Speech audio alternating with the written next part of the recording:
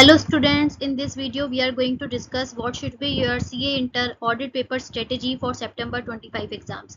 आपको अपना ऑडिट का पेपर किस अकॉर्डिंग प्रिपेयर करना है, उसको प्रायोरिटाइज कैसे करना है, कैसे आपको उसको लिखना है, तो वही सब इसमें हम डिस्कस करने वाले हैं। तो देखिए, first of all you must have to go through the weightage given by the ICAI for the particular chapters. तो चैप्टर नंबर 1 जो है आपका 4 to 6% तक का वेटेज कवर करता है। अब स्टूडेंट्स, इसका मतलब ये नहीं है कि जो कम वेटेज के टॉपिक है आप उसको छोड़ दें। तो वेटेज देखने का यहाँ पे मतलब ये है ताकि जब आप रिवीजन कर रहे हो अपना, उस फाइनल रिवीजन के पहले आप ये वेटेज अच्छे से देख लें, और उस फाइनल रिवीजन के टाइम पे जिसका हाईएस्ट वेटेज है जिन टॉपिक्स का, उसको आप बिल्कुल डिटेल्ड में अच्छे से without leaving any particular topic आप उसको अच्छे से रिवाइज करें। लेकिन जब आप पहला और दूसरा आप स्टडी कर रहे हैं, first time second time study कर रहे हैं सी इंटर ऑडिट पेपर के लिए, तो उसके लिए तो आपको पूरा का पूरा सिलेबस अच्छे से कंसेप्चुअली क्लियर करना है। तो अब देखिए, चैप्टर नंबर 2 जो है आपका 8 to 12% तक का वेटेज कवर करता है, और चैप्टर नंबर 2 आपका audit strategy, planning, audit program, बहुत इजी टॉपिक है, तो आराम से आप इसमें अपना नंबर कवर कर सकते हैं। चैप्टर नंबर 3 जो है आपका अगेन 8 to 12% तक का वेटेज कवर करता है।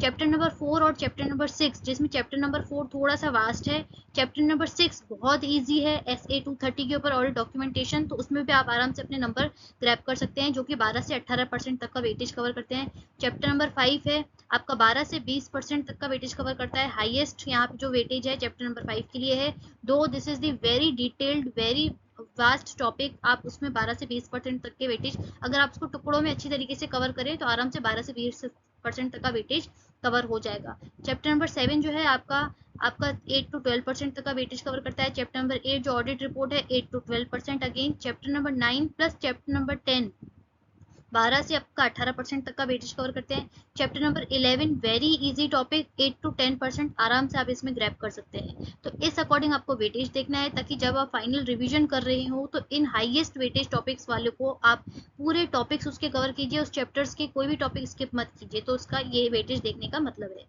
नेक्स्ट हम आते हैं कि आपकी study tips for the exam preparation, आपको प्रिपेयर कैसे करना है, आपको स्ट्रेटेजी कैसे बनानी है, प्रायोरिटाइज कैसे करना है। तो सबसे पहले तो स्टे ऑर्गेनाइज्ड, यानी पूरा अपना स्टडी शेड्यूल बनाइए, आप उसको कवर कर लीजिए। जैसे आप इतने एक चैप्टर नंबर 1 इतने दिनों में कवर कर रहे हैं, चैप्टर नंबर 2 पे आप इसको देख रहे हैं, उसके क्वेश्चंस कर रहे हैं, तो पूरा शेड्यूल तैयार होना चाहिए कि कौन से टॉपिक्स, कौन से चैप्टर्स आपको प्रिपेयर करने हैं, कितने दिन में आप प्रिपेयर कर सकते हैं। Prepare challenging questions, very very important student. जैसे आपने फर्स्ट टाइम स्टडी किया, सेकंड टाइम स्टडी किया, उसके जब बाद आप रिवीजन के टाइम पर होते हैं, तो रिवीजन में आप ये देखिए कि फर्स्ट रिवीजन में आपको कौन से क्वेश्चंस, कौन से टॉपिक्स चैलेंजिंग टफ लग रहे थे, तो उसको आप मार्क कर लीजिए। और जब आप नेक्स्ट टाइम रिवीजन करने बैठ रहे होंगे तो आपका फोकस उन जो पिछले टाइम वाले क्वेश्चंस पे जहाँ पे आपको दिक्कत आ रही थी, चैलेंजिंग लग रहा था, तो आप उसको नेक्स्ट रिवीजन में अच्छे से कवर कीजिए। और जैसे ही आप नेक्स्ट रिवीजन पे पहुंचेंगे तो आपको पिछले वाले टॉपिक्स इजी लगने लगेंगे। तो इस तरीके से आप हाईलाइट कर सकते हैं कि रिवीजन के टाइम पे आपको कौन से टॉपिक्स चैलेंजिंग टफ लग रहे हैं, कॉम्प्लेक्स लग रहे हैं, तो आप एग्जाम से पहले उन टॉपिक्स को अच्छे से कवर करके जाएं, कुछ भी इसको छोड़ के नहीं जाएं। तो कहने का मतलब ये है, आपको रिवीजन के टाइम पे मार्क करना है कि कौन कौन से टॉपिक्स आपको चैलेंजिंग और कॉम्प्लेक्स लग रहे हैं, ताकि एग्जाम से पहले आप उसको अच्छे से गो थ्रू कर सके। नेक्स्ट है अवॉइड सेलेक्टिव स्टडी। तो कहने का मतलब यही है, आपको पूरा का पूरा सिलेबस कंसेप्चुअली एक बार क्लियर करना है और कुछ भी छोड़ना नहीं है। क्योंकि स्टूडेंट्स, आप जनवरी 25 का पेपर देख लीजिए, मई 25 का पेपर देख लीजिए, पास्ट पेपर जितने भी देख लीजिए, ICAI किसी भी क्वेश्चन पे, किसी भी टॉपिक्स पे आपसे क्वेश्चन पूछ सकता है, चाहे वो ईजी हो, टफ हो। तो आपको सेलेक्टिव स्टडी तो बिल्कुल भी नहीं करनी है। हैंड रिटन नोट्स, तो आप जब रिविजन बना रहे हैं तो साथ के साथ अपने नोट्स बनाते चलिए।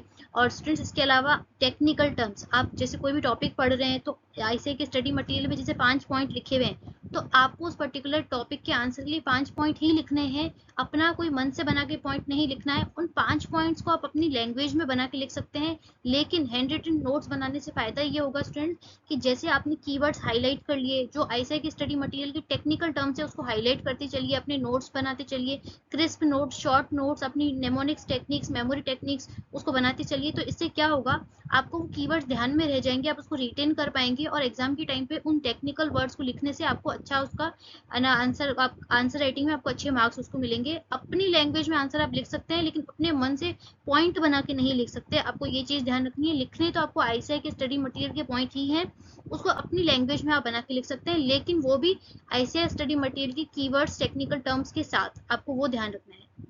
और एक और चीज़ आपको ध्यान रखनी है, रिटन प्रैक्टिस ज़रूर करनी है, क्योंकि ऑडिट एक थियोरेटिकल सब्जेक्ट है स्टूडेंट्स। तो पढ़ने के टाइम पे हमें ऐसा लगता है कि हाँ मुझे सारे पॉइंट्स याद है, मैं लिख पाऊंगी उसको एग्जाम में, लेकिन एक्चुअल में जब आप लिखने बैठते हैं तभी आपको पता चलता है कि हम कहाँ पर गलती कर रहे हैं, हमें कीवर्ड्स टेक्निकल टर्म्स याद आ रहे हैं नहीं आ रहे हैं, स्टैंडर्ड के नंबर, कारों के प्रोविजन, कंपनीज एक्ट के प्रोविजन जो है हमें याद आ रहे हैं कि नहीं आ रहे हैं प्रॉपर।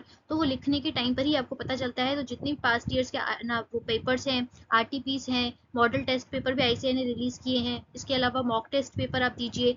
और केवल पेपर देने से काम नहीं बनता है, आप उसको कंपेयर कीजिए जो आईसीएआई के सजेस्टेड आंसर्स हैं, एमटीपीस के आंसर्स हैं, आईटीपी में कैसे उसको लिख रखा है, कैसे आईसीएआई ने वहाँ पे आंसर दे रखा है और आप कैसे लिख रहे हैं, तो वो पूरा कंपेयर कीजिए।